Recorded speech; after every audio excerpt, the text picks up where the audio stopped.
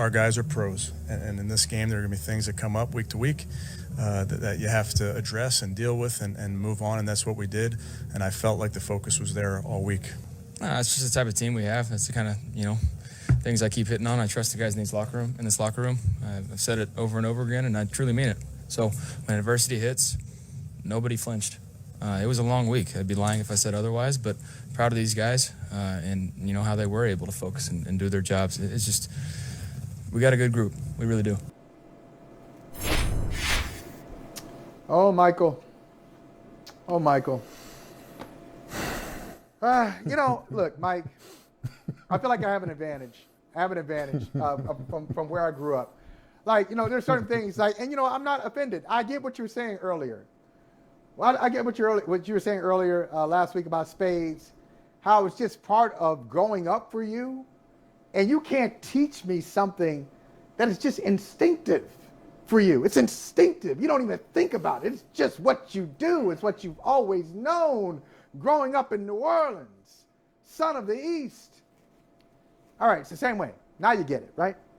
I grew up in the great state of Ohio. I've seen the Cincinnati Bengals for a long time. Oh, man. I've seen some horrible seasons from the Cincinnati Bengals. I've seen some promising starts. They have high hopes. I've seen that. I've seen it. And it all crashes and burns because that's what the Cincinnati Bengals do. So, hey, you were feeling pretty good.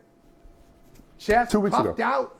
Your 2 chest, weeks ago. your chest was puffed out. Yeah. You had a lot to say. I couldn't say anything after Jamar Chase went off against the Ravens, 200 yards. He's feeling good. Oh, see, I told you, Mike. Then you had your little flunkies, your little sycophants coming in from the 504. Oh, this is how we do it in the 504. This is how we do it. Tell Holly, this is how we do it. LSU. What, son? What? Okay.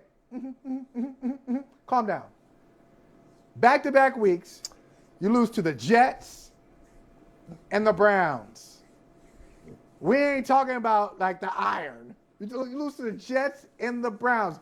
These are your Bengals. Do you understand yet? Do you feel me now? Do you get it? This is how it goes with Cincinnati? They might win 2 more games this year. They might be 7-10. Oh, stop. Hey, oh, come on. This is how it works. This is what they do. Michael, I am going to conveniently focus my attention on the winning team. I'm just going to avoid it. I'm going to pull up. Look, I'm going to pull out Aaron Rodgers. Are you vaccinated? I want to talk about the Browns. Okay. I'm immunized. I don't want to talk about the Bengals. I want to talk about the Browns. I want to talk about the Browns. I'm immunized from talking about because I think I get it twice. Honestly, if you are keeping score, I get it twice in this one game from both sides in this one game. I can't listen, man. Not to go down the rabbit hole of our Bengals conversations all over again, but it was just.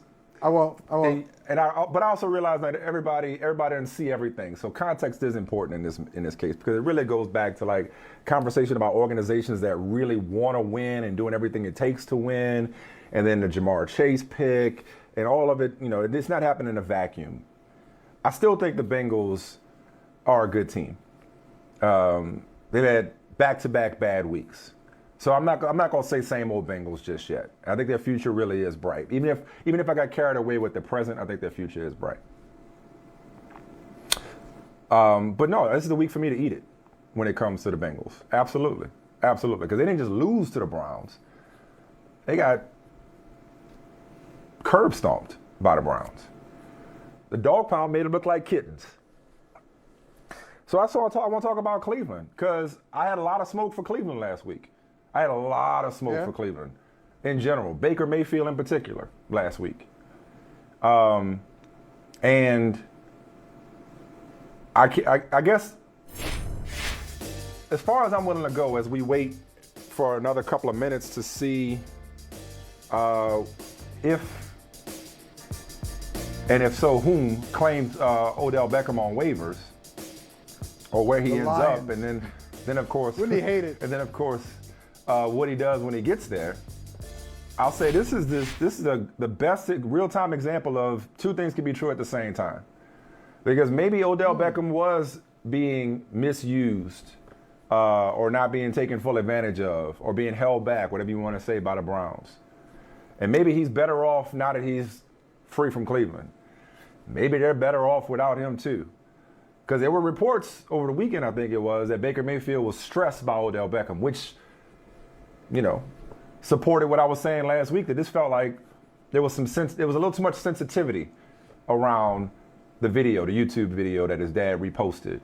But I saw a guy go out there and have a perfect passer rating in the first half. Okay. Well, bottom line is he may be better off without them. And so far, they seem to be better off without him. At least Baker Mayfield does. Like he was hitting open guys yesterday. He had a perfect passer rating in the first half, did he not? But most important, he did. Their defense dominated, and they played through the running game. Nick Chubb was incredible. One of the best running backs in football. I don't know if his name comes up enough. Their running game was incredible. Their defense was incredible. Cincinnati didn't know what hit him, and Baker Mayfield hit the throws he needed to hit, and they've moved on. And maybe this was a step toward being the Browns team we thought they could be. So for me, yesterday was more about the Browns than it was about the Bengals, given the week that they had. Okay. And yes, Michael Holley, that is quite convenient on my part. It is convenient on your part because let me tell you, I think the Bengals told you exactly who they are. They told you, and not by losing to the Jets.